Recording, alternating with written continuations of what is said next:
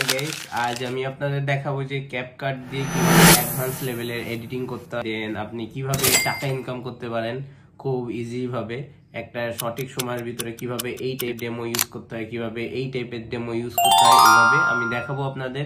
আমার এই ভিডিওর ইন্ট্রো দেখে আপনারা বুঝতে পারতেছেন যে এটা ক্যাপকাটের একটা অ্যাডভান্স লেভেলের টিউটোরিয়াল। তো চলুন শুরু করা যাক, লেটস গো। শিখবো যে এইভাবে কিভাবে আপনি এরকম একটা সিক্রেট কি এরকম একটা কিভাবে তৈরি করবেন। তো এই যে এরকম, তো এবার চলুন দেখাই আমি আপনাদের যে কিভাবে এরকম তৈরি করব। তার জন্য ফার্স্টে আমরা নিউ প্রজেক্টে যাব, দেন আমাদের ফার্স্টে এটা লাগবে, এটা নিব, নেওয়ার পরে এটা যতটুকু এইটুকু ঠিক আছে নিলাম। দেন আমি কি করব, এখান থেকে ওভারলে সিলেক্ট করব, অ্যাড ওভারলেতে যে আচ্ছা ওভারলে দরকার নাই, তা আমরা টেক্সট সিলেক্ট করে ফেলি, সাথে সাথে টেক্সট এইখান থেকে লিখে সিক্রেট সি আর সিক্রেট লিখলাম। এখন এখান থেকে ফন্ট যেটা আছে ওইটাই নেই, স্টাইল ব্ল্যাক একটু বড় করি, ইফেক্টের দরকার নাই, জাস্ট সিক্রেট এরকমই থাকলো। দেন সব ঠিক থাকলে ওকে, ডান। দেন এইটা যতটুকু দরকার এই পর্যন্ত করে নিলাম, 5 সেকেন্ড পর্যন্ত। দেন এই বাকিটুকু কেটে দিব। দেন এইটা এক্সপোর্ট করব। আমি আর এক্সপোর্ট করলাম না, বিকজ আমার অলরেডি এক্সপোর্ট করা আছে। তো এরপরের থেকে দেখাই,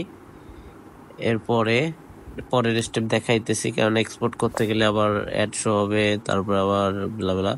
তো এখন হইলো যেহেতু এক্সপোর্ট করা হয়ে গেছে, দেন আবার নিউ প্রজেক্টে যাব, যেইটা এক্সপোর্ট করছি এটা সিলেক্ট করব, দেন এটা এভাবে নিব যে দেখাইলাম আমি যেভাবে এক্সপোর্ট। এখন হইলো মেন কি ফ্রেমের কাজ। ওকে, তো কি ফ্রেমের কাজ করার জন্য আমার এখন লাগবে এটা সিলেক্ট করে আমার এখান থেকে মার্কস সিলেক্ট করতে হবে। মার্কস সিলেক্ট করলাম, মার্কসের এইটা সার্কেলটা সিলেক্ট করতে হবে। দেন সার্কেল সিলেক্ট করে এস এর এইখানে আসব, আসার পর এখন আমরা কি ফ্রেম অ্যাড করব। ফার্স্ট একটা কি ফ্রেম অ্যাড করে এটা এই পর্যন্ত দিয়ে একটা দিলাম। তো আমি কি করব, সরি আন্ডু, আমার একটু ভুল হয়ে গেছে, জন্য আন্ডু করে নিলাম। কি ফ্রেম নিতে ভুল হয়ে গেছে, মার্কস নিতে ভুল হয়ে গেছে, সিলেক্ট করলাম এগেইন মার্কস, এইখান থেকে মার্কস নিব।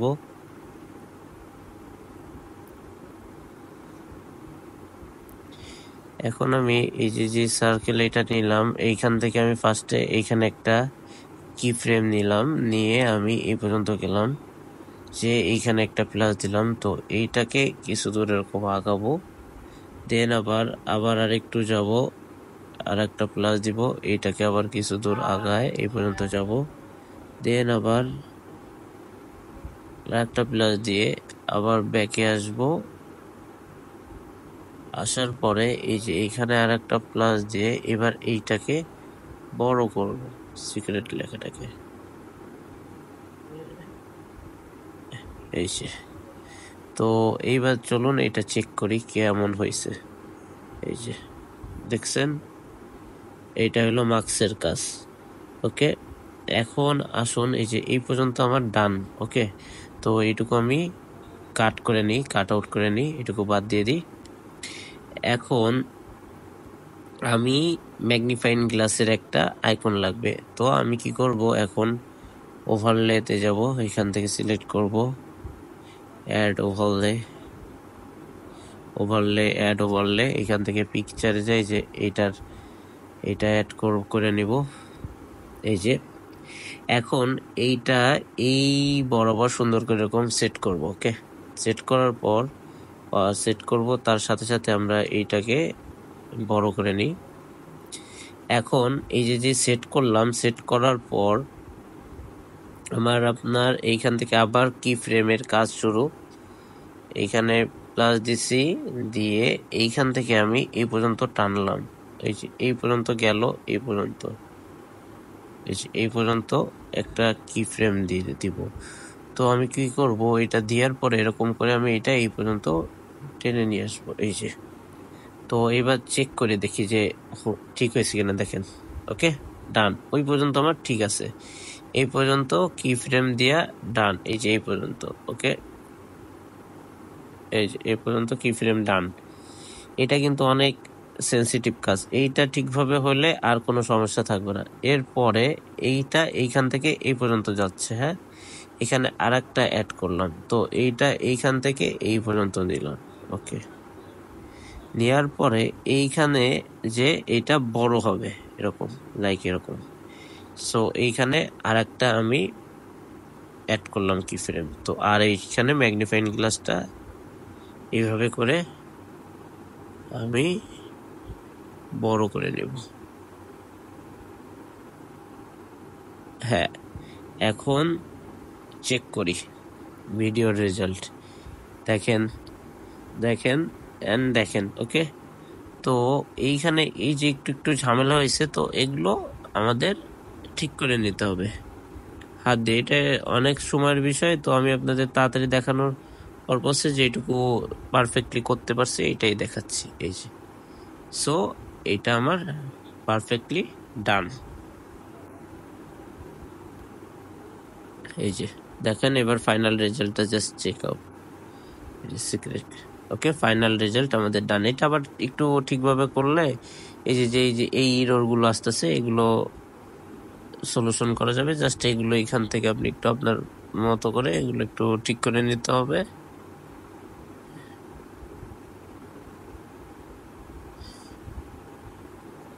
এভাবে করে তাহলে হয়ে যাচ্ছে এই যে কি ফ্রেম। ওকে,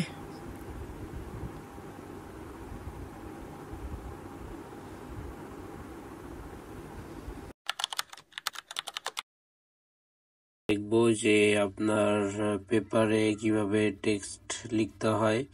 তো তার জন্য আমরা ফার্স্টে একটা পেপারের পিক নিয়ে নিব।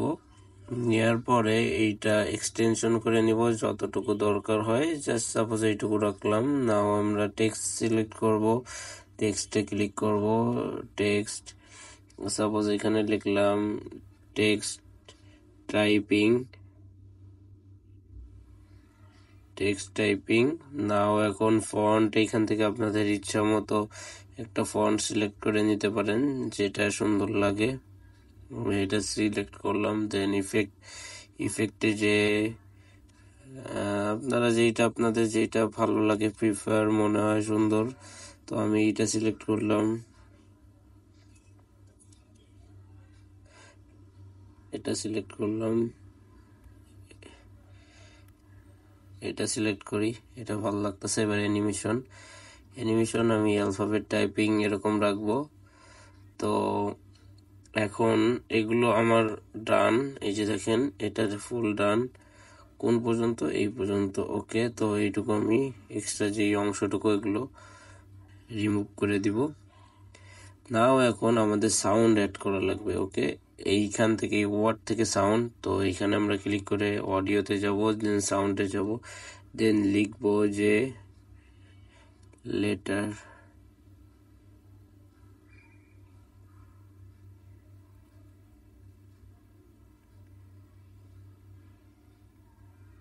লেটার সাউন্ড লিখে সার্চ দিব।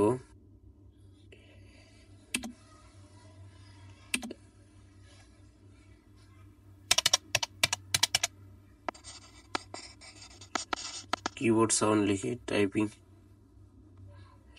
সাউন্ড লিখলেই সুন্দর চলে আসবে। এই যে,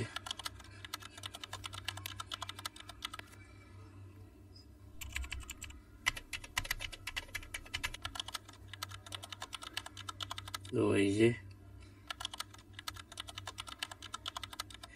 তো আমার যেইটুকু লাগবে সেইটুকু আমি এই পর্যন্ত রাখবো, বাকি সাউন্ডটুকু রিমুভ করে দিব।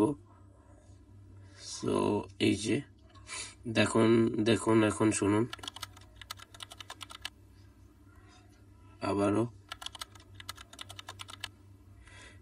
ওকে, সো কম করে দিলে এই যে,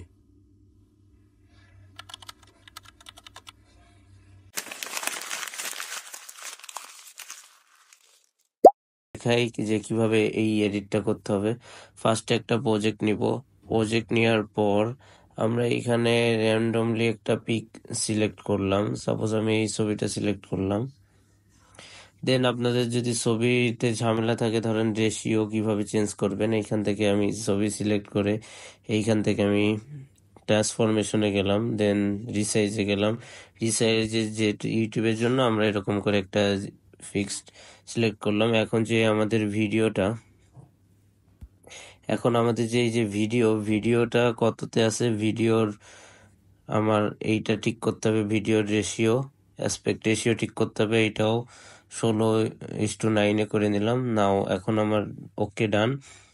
এখন কি করতে হবে, এখন যেহেতু আমি ওই যে ওইভাবে অ্যাড করব, ওই কাগজ পেপারটা অ্যাড করব, তো তার জন্য এখানে আমার এই অপশন থেকে গ্রিন স্ক্রিন থেকে পেপার, আমার ওভারলের মাধ্যমে পেপারটা অ্যাড করতে হবে, অ্যাড ওভারলে।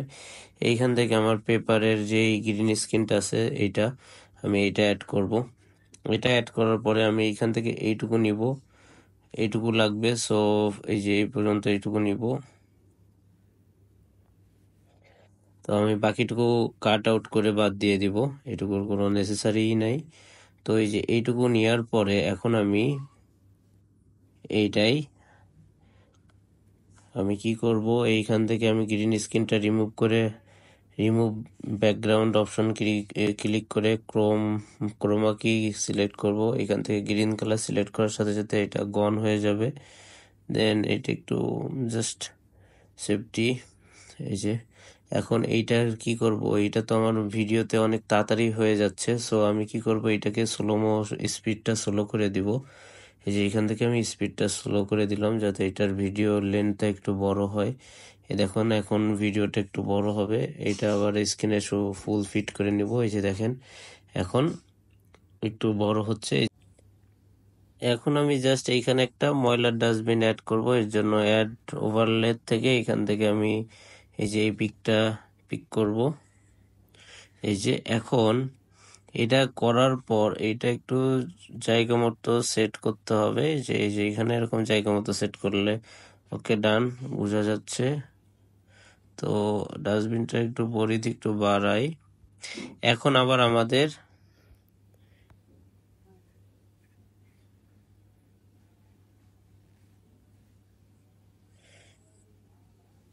কি ফ্রেমের কাজ আছে। তো ফার্স্টে আমি এখান থেকে একটা কি ফ্রেম অ্যাড করে নিব। ফার্স্টে আমি কি ফ্রেম অ্যাড করব।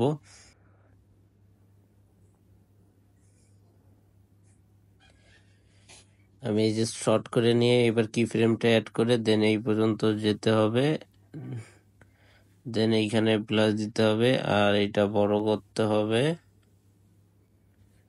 নাও দেখেন এই যে ওকে। তো এই যে দেখেন ভিডিওটা, এই যে এখন এই পর্যন্ত ডান।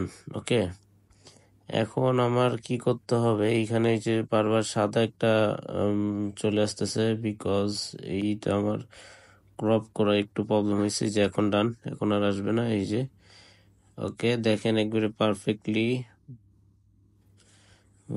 এই যে ডান। এখন আমরা এইখানে পেপারের সাউন্ড ইউজ করব, চাইলে আমরা এইখান থেকে সাউন্ড ইউজ করতে পারি।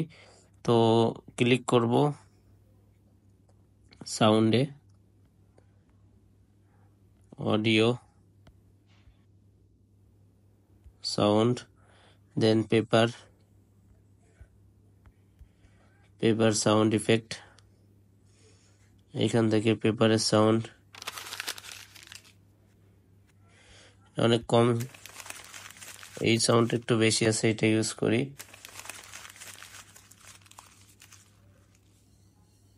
এবার একটা ময়লার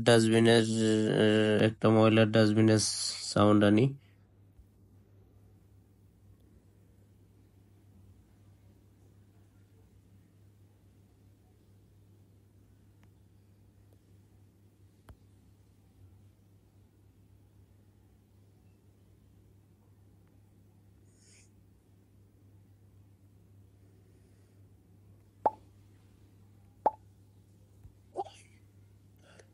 এই সাউন্ডটা ইউজ করি।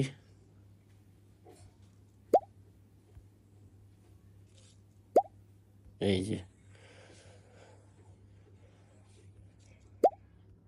এই সো এই ছিল। Thank you for watching my video. পরবর্তীতে আবার নতুন ভিডিও নিয়ে আপনাদের সঙ্গে উপস্থিত হব, নতুন টিপস অ্যান্ড ট্রিক্স নিয়ে। তো সেই পর্যন্ত আমাদের সাথেই থাকুন, আমার চ্যানেলটি সাবস্ক্রাইব করে আমাদের সাথেই থাকুন। Thank you for watching my video.